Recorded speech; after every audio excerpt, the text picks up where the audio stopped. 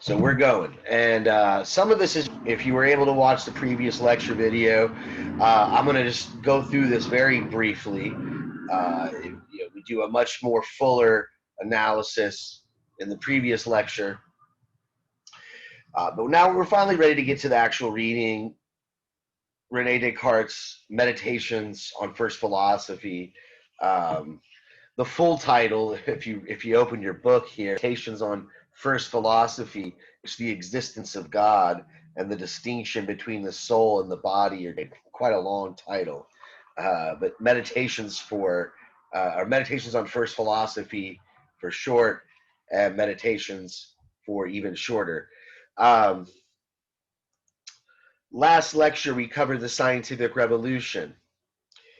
That was an important sort of precursor to Descartes. He's living through all this stuff. He's living through all these scientific advancements. So when we get to the first paragraph of the first Meditations, he doesn't name names, but he alludes to this. He mentions the fact that many of the views that he held to be absolutely true and certain turned out to be false. Most famously, the Copernican model has started to replace the the Copernican model has started to replace what was known as the Ptolemaic model that had dominated. And my screen is temporarily freezing, so sorry, I'm pausing there for a second. Right. So we mentioned Copernicus, we mentioned Kepler and Galileo. These are some of the main figures of the scientific revolution. Copernicus, he introduces the notion, or he opens up the door for the heliocentric, the model of the universe, the sun at the middle, not Earth in the middle. Kepler hypothesized that the planets moved in elliptical orbits around the sun, not in perfect circles. And Galileo, he helped to try to popularize and argued for these views, defended these views publicly, and also developed, very advanced telescope for the time, which made him capable of making all sorts of observations about the planets and the moon and the sun that ended up contradicting some of the popular assumptions about the sky and the planets and all that. And he was also, one thing I mentioned this, he was also a critic, like Kepler, of Aristotle's conception of physics. Some of the main tenets of Aristotelian physics. So these guys lay the groundwork for modern science. We also mentioned Martin Luther, who challenged some of the teachings of the church. Because remember, in the last video, we emphasized the fact that much of what was deemed scientific, most of the knowledge of the day, was done under the auspices, was done under the direction, was done under the uh, patronage of the church in Europe. We're talking about the Western civilization here.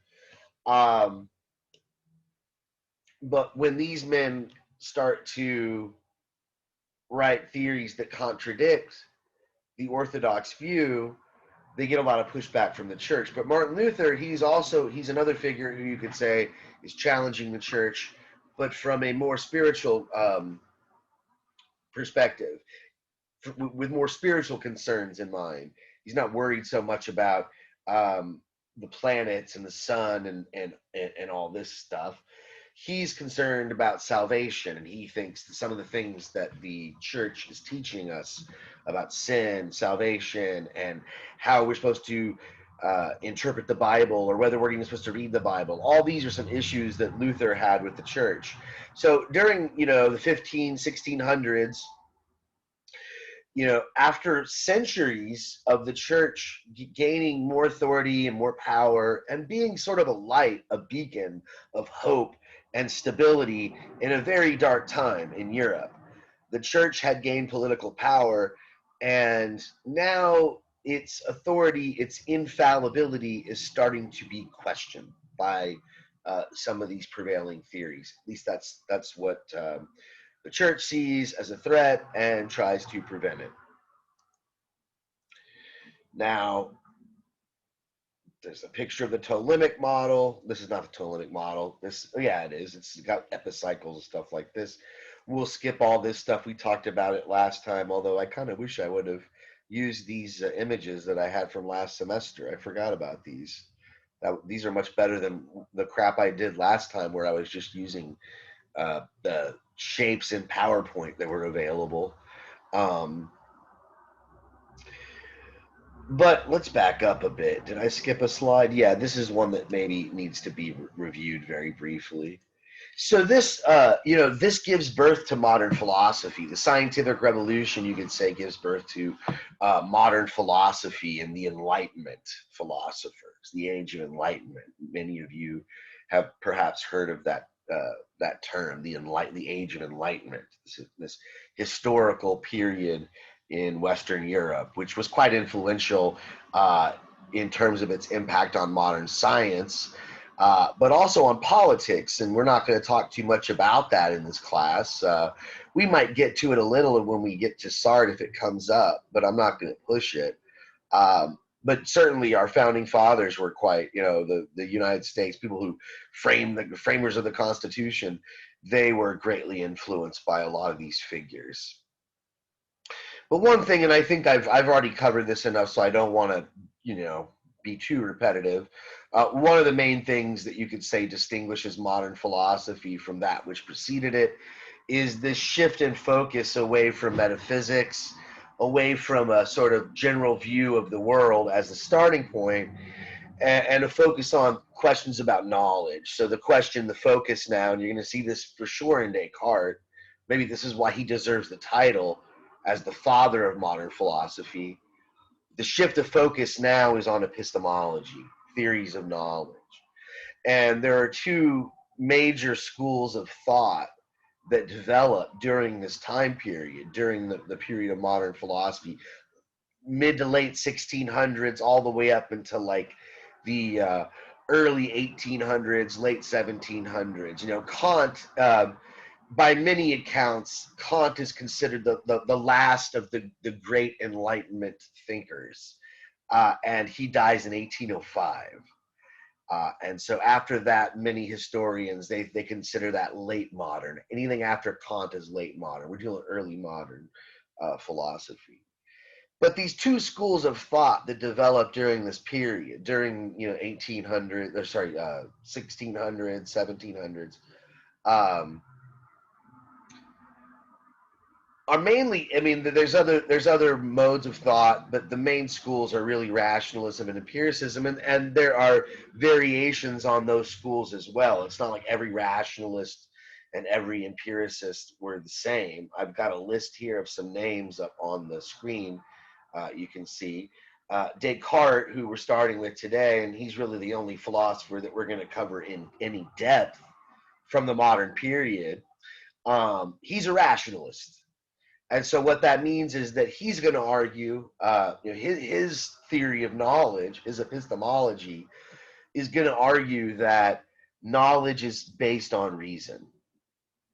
And in fact, it's really just reason with as little interference from the senses as possible. And so Descartes thinks knowledge is based on reason, as opposed to the other school of thought which develops during this time period, the empiricists, who argue that no, knowledge always starts with our experience, with our empirical experience of the world around us. Any concept or ideas that we have, those are derived from direct sense experience or emotional or whatever experience. That's where we get our understanding and our knowledge from. It's built off of that. People like Descartes are going to say, no. You couldn't have knowledge if you didn't have reason, if you didn't have the capacity to understand concepts and to apply those concepts. There would be no knowledge, so therefore it's reason alone. Now Kant comes along much later, and if we have time this semester, I don't think we will because we're a lot more short on time than I thought we were. I just recently realized that our semester is ending a bit earlier than my other places I teach at. But if we have time, we'll see. We'll see how long it takes to get through Descartes. If we have time, we might briefly cover these other figures like Leibniz and Spinoza, the other rationalists. And I think just to be fair, when we get close to the end of Descartes, I'll bring up at least one of the empiricists as a kind of counterpoint to Descartes. Probably Hume. I mean, he's to sort of be completely forward and honest. I would say he's probably my favorite of the empiricists, and I'm more familiar with him than I am the other two. It's been a while since I've read Locke and Berkeley, so I'll most likely be using some of Hume's arguments against Descartes when we get to that point. But Kant is, he's a bit different. I think we might have to talk a bit about Kant. I think Kant is actually a really good segue to Sartre, the next reading, right, which we'll get started on in a couple weeks. When we get to Sartre, things are going to really the topic is really going to be mostly focused on ethical concerns. And Kant, although Kant was really responding in large part to this debate between rationalists and empiricists, Kant also had quite a deep concern with morality and somehow devising a moral system based on reason, and that was based on his other philosophy. And what he does in his approach to epistemology, and this is an oversimplification, we'll talk more about it when we finish Descartes, but his epistemology, Kant, is a kind of a hybrid, you could say. He takes elements of rationalism and elements of empiricism, and he sort of synthesizes the two. He begins in his early career as a dyed-in-the-wool rationalist, but then he reads some David Hume, and he's quite disturbed. He finds David Hume's arguments against the rationalists, and even against some of his fellow empiricists, quite compelling. And so this, as Kant puts it, makes him wake up from his dogmatic slumber. And so his response is to sort of say, well, no, these guys are both wrong. The rationalists say that all knowledge is based on reason. Empiricists say it starts with experience. You got to have both, Kant seems to say. You got to have reason and experience to have knowledge. Can't have one without the other. They're both just as essential to the possibility of knowledge. Okay, so that all is for the most part review. Now we're ready to dive into the actual reading. So let's get to Meditation One, and the title, and a lot of these titles are very long. I mean, maybe this is something to do with the style of the day. And these guys were writing in Latin and sometimes in French, and they were writing letters to each other. Some of them were, and this was kind of an academic way of speaking. I think a lot of this stuff, meditations might be a little bit of an exception, but a lot of the writings of these people, of these men who I just mentioned, it wasn't really intended for popular consumption. It was intended for other philosophers, other scientists, other people working on these fields. So you tend to get a lot of jargon, which I'm going to have to sort of stop, pause, and explain along the way. And you tend to get these sort of long titles that might be longer than necessary. This also might have something to do with our translation. I got to be honest with you. I'm not really that happy with this translation. It's really not my favorite translation. I really just picked it because it's cheap for the students. It was just really, you could probably find free versions online that are a little bit better and not quite as verbose. I think I've heard titles, translations of this title instead of concerning those things that can be called into doubt, on what can be doubted, right? On that which can be doubted, or something like this. But right off the bat, we sort of see this, you might argue, skeptical approach, what can I doubt, is what ultimately Descartes is asking. And so maybe this is something else we need to briefly review. This is where I ended last time. Why the shift from metaphysics to epistemology? Why the shift from theories about reality to theories about knowledge? Well, I would argue, and I'm not the only one that makes this argument, this is sort of the standard argument.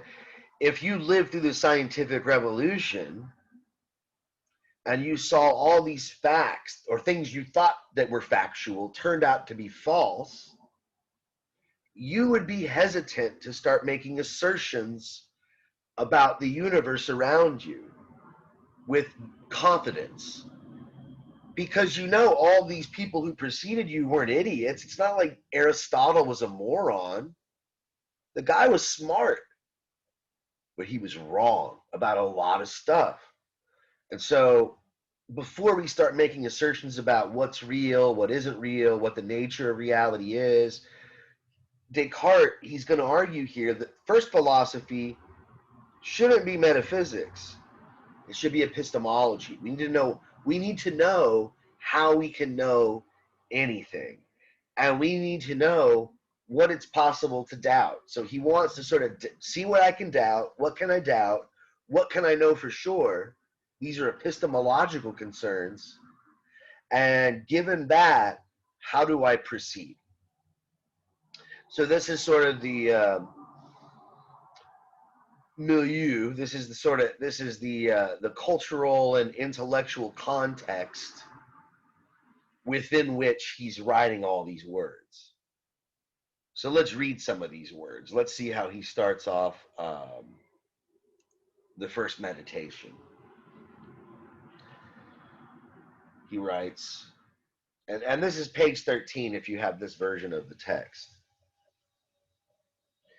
He says, several years have now passed since I first realized how numerous were the false opinions that in my youth I had taken to be true, and thus how doubtful were all those that I had subsequently built upon them.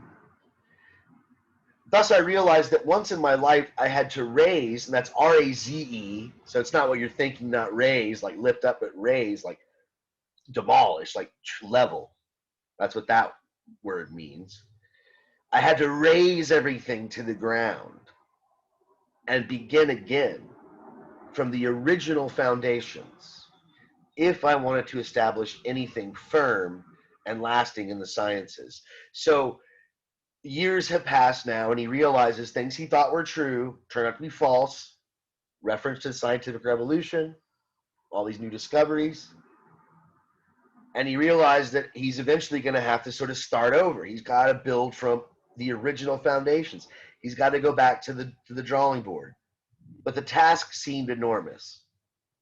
And I was waiting until I reached a point in my life that was so timely that no more suitable time for undertaking these plans of action would come to pass. For this reason, I procrastinated for so long that I would henceforth be at fault were I to waste the time that remains for carrying out the project by brooding over it. Accordingly, I have today suitably freed my mind of all cares, secured for myself a period of leisurely tranquility, and I'm withdrawing into solitude. At last, I will apply myself earnestly and unreservedly to this general demolition of my opinions. Not really a big fan of that translation either, right there. The general demolition of my opinions. That's what he says his goal is, right? I've been waiting years for this, he says, and now I've been waiting too long. I've been waiting for a time when I had sufficient faculties. I'd studied mathematics. I'd studied all the sort of hard facts about, arithmetic, geometry. I'm about as learned as I'm going to get, about as smart as I'm going to get, as capable as I'm going to get. So, what am I waiting for? I need to set aside some time and seriously focus on this problem. And he says that what he has to do is raise everything to the ground. In other words, generally demolish his opinions. I think that's a weak translation. I've heard other, complete demolish all of. So he's gonna, search his mind, and he's gonna look at his beliefs, and he's gonna look at them critically, and he's gonna ask himself, is it possible to doubt these beliefs? He says to bring this about. Well, how would he bring this about? Like, if you were trying to, destroy all of your previous beliefs, find a reason to doubt them, and you wanted to doubt all of them, I guess he wants to find a reason to doubt them. He doesn't want to just say, well, I'm just going to doubt everything because I feel like it. That just seems kind of childish. So he's going to say, look, got to sort of throw everything out. How can I do this? Can I go one by one? Can I just look at every belief that I hold one by one and ask, okay, well, I believe that today is Tuesday, March 16th. Is it possible that that's wrong? I don't know. I'm looking at a calendar right now. It's possible that all my calendars are wrong, but that's pretty unlikely. I guess it's possible I'm wrong about the date.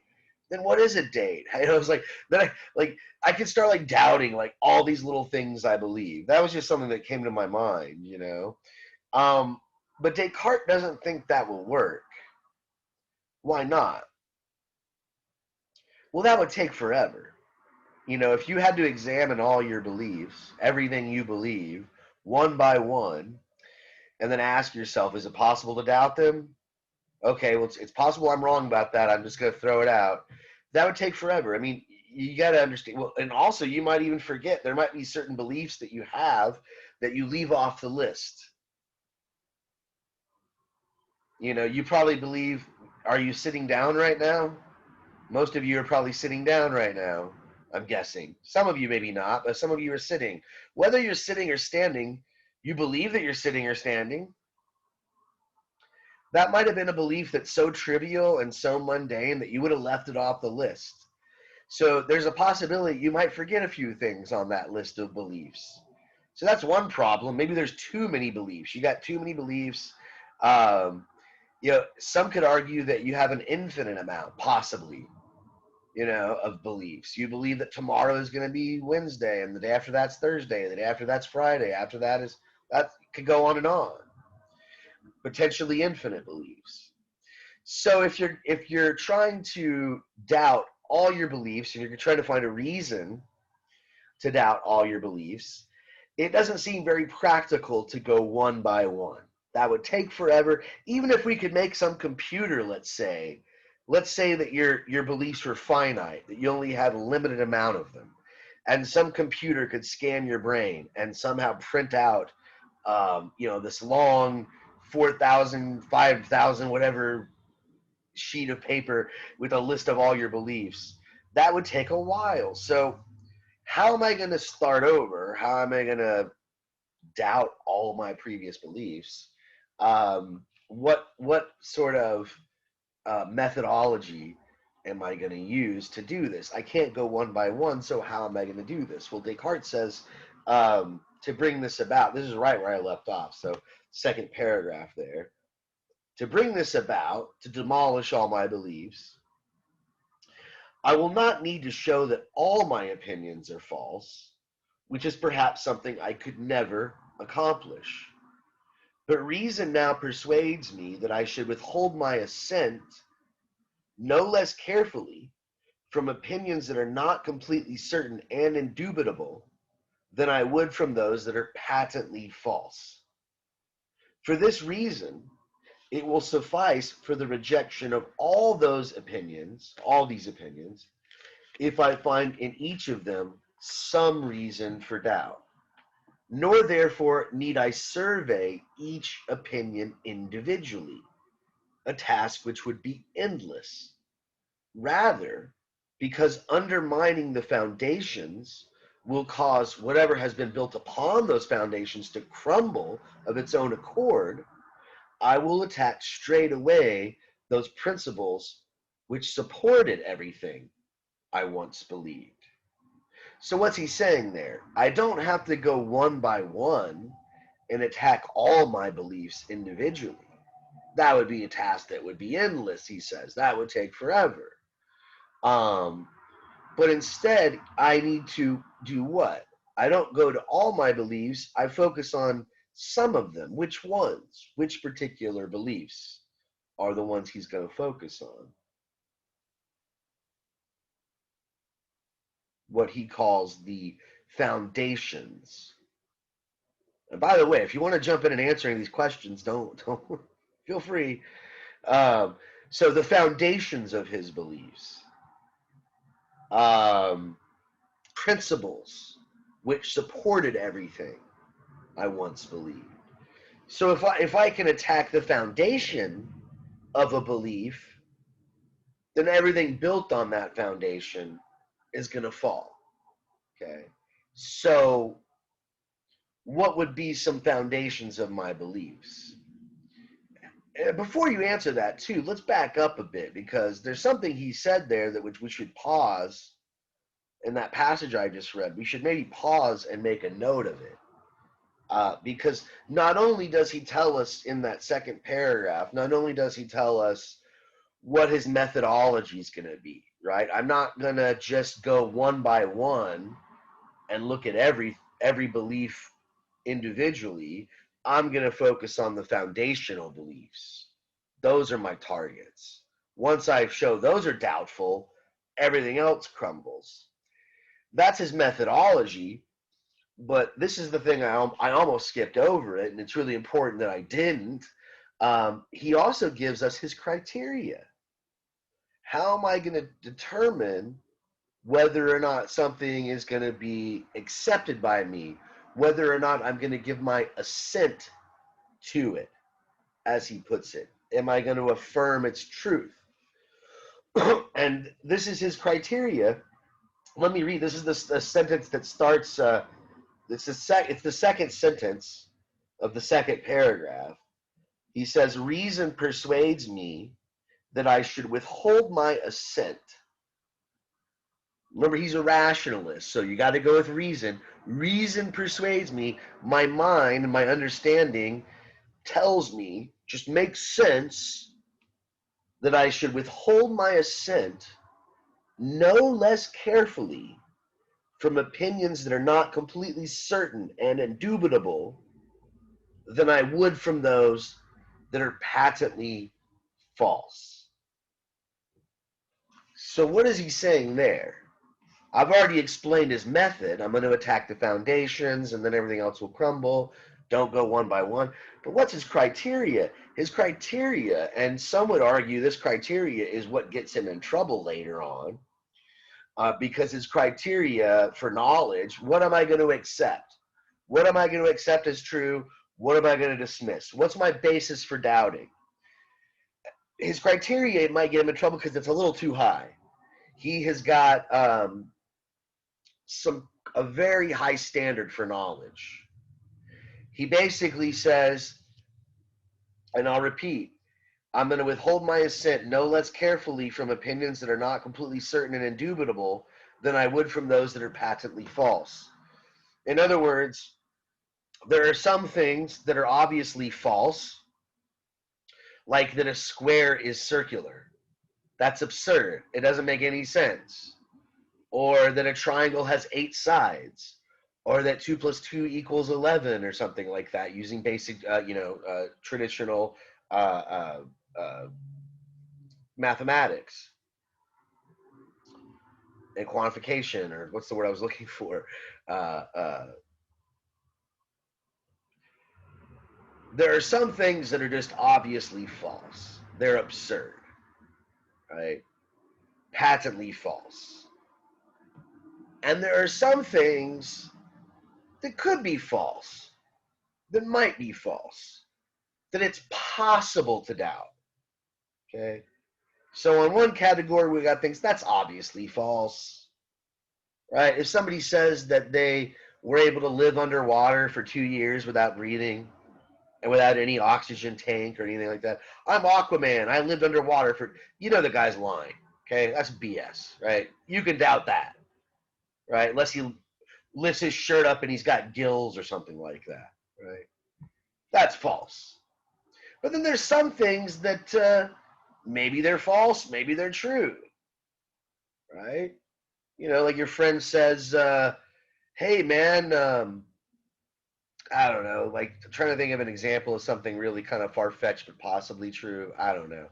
Your friend says, um, hey man, if you like, I got a lot of friends that are into crypto. Hey, if you invest in Dogecoin, it'll double tomorrow, right?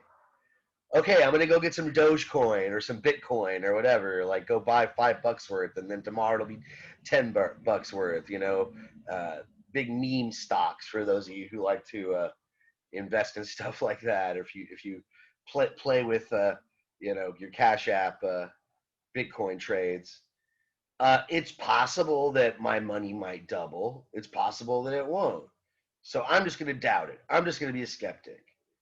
So that was a bad example, I think, because the examples he uses are even like that's like kind of like, okay, well, you're dealing with the stock market, you're dealing with cryptocurrencies, you're dealing with assets. Like there's like what economists call volatility in the market, values change.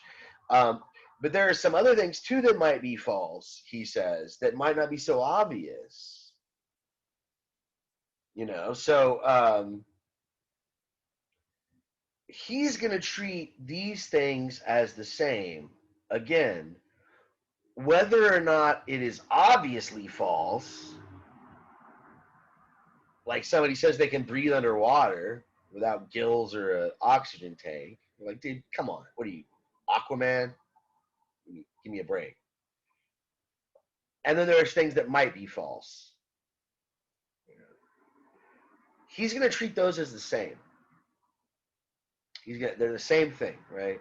So some things, okay, for sure that's false. But if there's a reason to doubt it,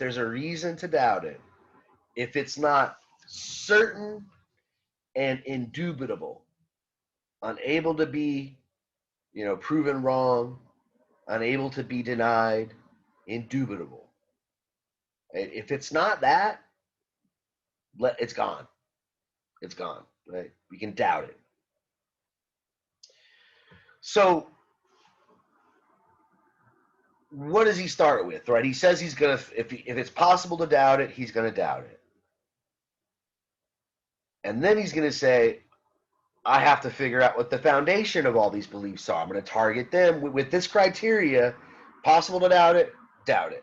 So what's his first target? Well, he starts by thinking about some of the things he takes for granted to be true, and and maybe I'll instead of just following Descartes, his line of thinking, I can maybe just sort of try to get it out of you with the question. So how do you know, or maybe you don't know, but why do you believe? I'm assuming you believe that you're watching me. Maybe you're not. Maybe some of you just hit mute and walked off and turned your video off. I'm totally aware of that. Some of you do that. Try to lie. I know some of y'all just here for your credit. You want your extra credit point. But some of y'all are watching me. Some of y'all are actually paying attention. Hopefully, most of you. And you're looking at this talking head on a computer screen or your smartphone or whatever electronic device you're using to watch class today. Now, you probably believe that I'm sitting somewhere in Houston talking to a webcam. Why do you believe that? What is the basis for that belief, right? So that's a belief you have, but why? What makes you believe that? What's the foundation? Because that's closest to me. That would make sense to me. Because I am in Houston Right. and you are my teacher, and that's how it's always been. The teacher is in close proximity to the student. I would assume you are in Houston. Well, maybe I should even make it more general. How do you know I'm even sitting here right now talking to you? Like regardless of whether I'm in Houston or not. Like maybe I'm doing this from France and you don't even know. I'm just, I could be, but let's take Houston out of the equation. How do you even know that like I'm here right now and this is not all just pre-recorded and like it's or I'm a hologram or something like that? Um, the interaction. So you ask a question, we respond, and then you respond to our response. That makes Right. like it. You It just, couldn't. it just seems more And plausible. then on a recording, like you can never tell when someone's gonna respond. Like you can only know when you're talking. You don't know. So if you're recording now and you start talking over me, clearly it's not live. Yeah. Well, maybe I'm a robot. How do you know I'm not a robot or a hologram? I'm Like, so dead. I'm like AI. I'm AI. I don't think we've gotten that far in AI. You show too many emotions. Well, but you don't know. Maybe like this. There's some secret government or Illuminati, and they are that advanced, or the alien, the lizard people, or whatever. I'm just going crazy here, but I love your answers, by the way. But I was trying to get a more like, I guess a more straightforward answer. Like, I think so. This works way better in a classroom, I guess, environment, because I'm usually like physically there. Like, how do you know I'm standing here talking to you? Like, what makes you believe that I'm standing here? And people are like, what do you mean? And like, they're kind of confused, and they're like, well, because we see you. So they normally go to their senses. I guess like with the computer, it's like, you're like, well, it just seems more plausible that you're actually doing this because you're responding to us, and it's in real time. If it was recording, it'd be a lot more glitchy. It means, sure, it's possible, but it's much more likely that you're really just giving a lecture right now. It's much more likely. Um, but remember, Descartes is being super hard on himself, right? He's saying, if it's possible to doubt it, I'm going to doubt it. So he's like, maybe there are aliens controlling everything, or maybe there is, like, it's all, most of you, I'm guessing, have probably at least heard of, if not seen the movie The Matrix. The whole Matrix deal. Maybe, it's all a simulation or something like that. And your consciousness is really the only thing that's real in this whole world. Everything else is just a simulation, and this sort of a thing. Descartes hesitates to go that far at first, but he ends up pretty much that far. He's gonna get out of it. He thinks he is. Some of his critics say he doesn't really get out of it, but he makes himself into, at least in the first couple of meditations, he turns himself into a radical skeptic. He starts to pretty much doubt everything, and he wants to work his way back to a more reasonable view of the world, like the one that you ladies just expressed. Yeah, if I were in your position, Kaya, Michaela, I would probably also believe that, yes, Professor Ross is probably really there, and he's a person, he's not a robot. Descartes wants to have these reasonable beliefs as well, but he wants to have a very rigorous, systematic, and certain approach to science. Because remember, the guy lived through the scientific revolution, and they believed things that were pretty plausible. Like, they believed the earth was stable, it didn't move, it doesn't feel like it's moving, it doesn't feel like the earth is orbiting. So things that were just kind of common sense were false. They turned out to be false. So he doesn't want to fall into that trap again. So he doesn't want to sound like some crazy guy that like doubts that anything's real. But at this point, he's got no reason. He's got to throw that out until he can sort of, work his way back to certainty. But he says, look, and as I said, this usually works a little bit better in the classroom setting. Um, he says, look, why do I even believe that I'm sitting here writing this book, all this? Well, most of the things he thinks that he takes for granted are true, he learned from his senses, through his senses. And so that's the first target, which he attacks. At first, like I said, he's kind of hesitant. He's like, well, wait a minute, can I really doubt that I'm here writing the meditations? Can I really doubt? I mean, surely, sometimes the senses are deceptive, but it's not always the case. I mean, let me actually read his words. This is on page 14, right where I left off. He says, surely whatever I admitted until now is most true I received either from the senses or through the senses. However, I've noticed that the senses are sometimes deceptive, and it is a mark of prudence never to place our complete trust in those who have deceived us even once. Right? So he's like, well, sometimes our senses deceive us. What does he? Before I move on here, what are some examples you think he might be thinking of, or what are some examples you might be able to think of when your senses deceive you? When how do your senses deceive you? How do they show you something false? Make you believe things that are not true?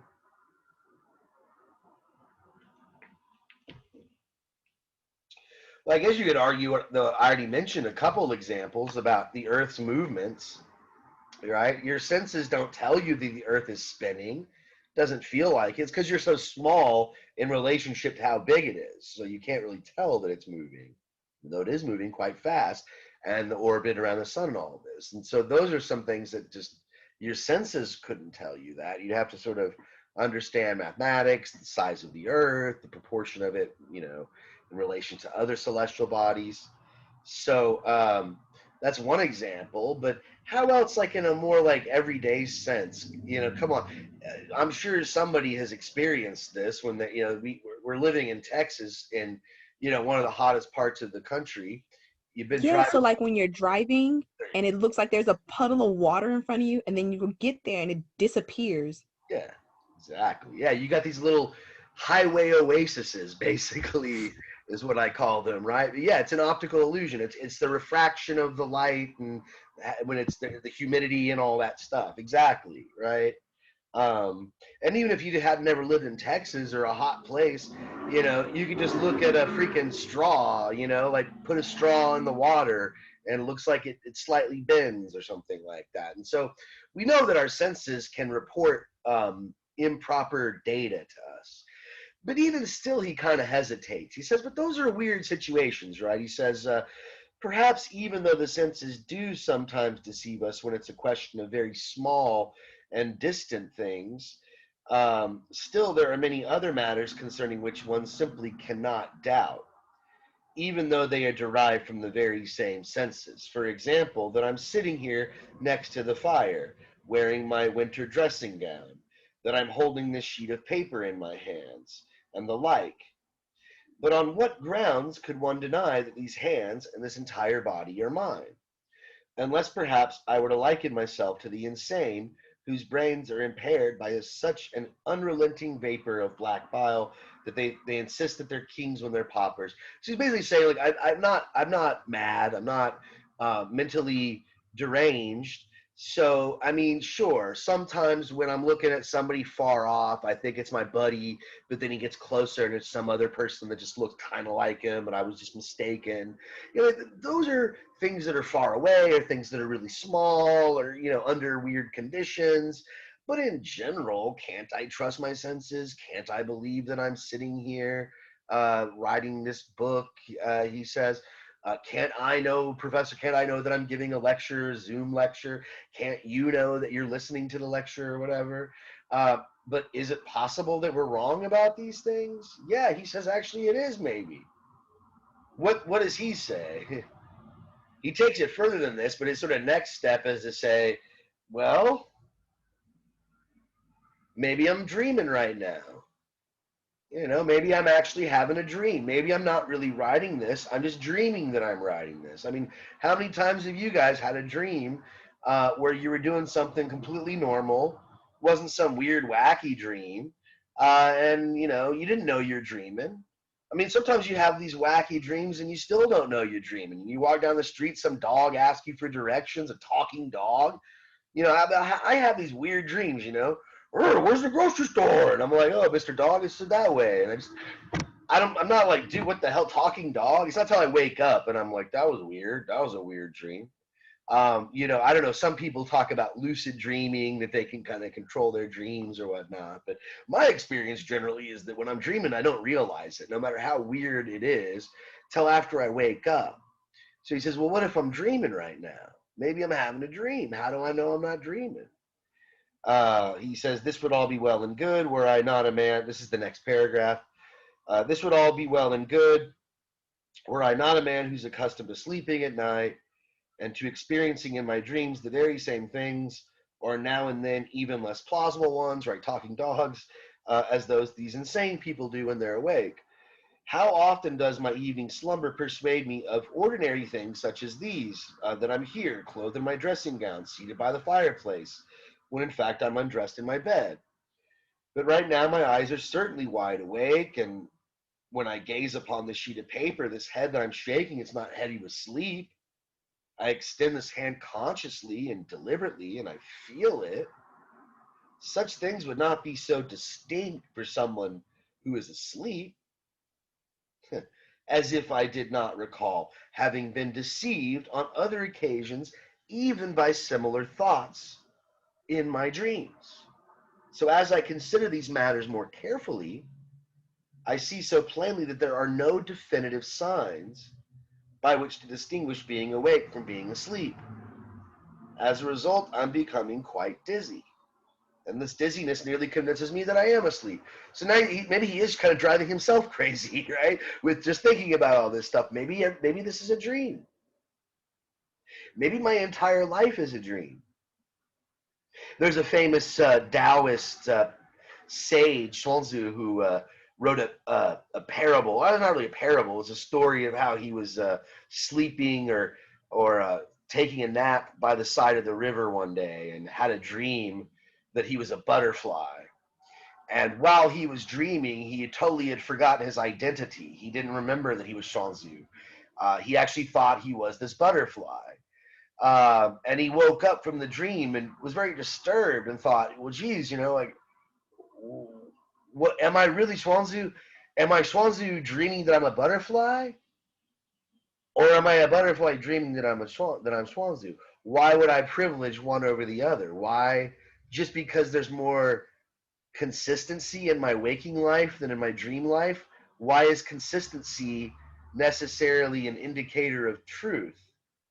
And all sorts of other skeptical dilemmas that rise.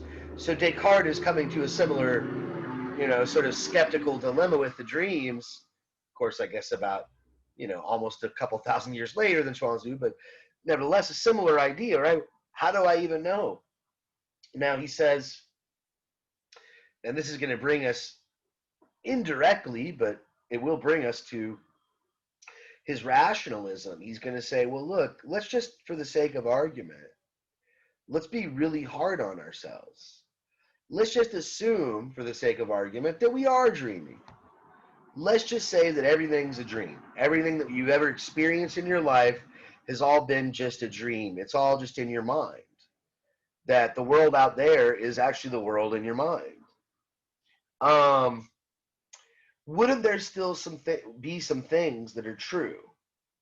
Wouldn't there still be some things that you could assert about your dreams, let's say everything's a dream, that are still true? Like, what kind of things would be true about your dreams? We're getting pretty close to the end of class, so I don't know if we want to spend too much time on this. It's going to take us about 5 or 10 minutes to get through the rest of the first meditation. I might have to wait till next class to do that. Maybe this could be a good homework assignment for your homework, right? Not officially, you won't be graded for this, but this is where the next lecture will start. We're going to talk about, well, let's just pretend that we're living in a dream. What would still be true? What could we still assert as true about this dream world that we wouldn't doubt? So Descartes thinks there's actually quite a few things that we could salvage, that we could say. But I'll leave class on that. So I'll give you some sort of food for thought. Try to think about some things you could still assert about the world, even if the world were just a dream world, let's say. So I'm going to stop sharing the screen, and I'm going to stop recording.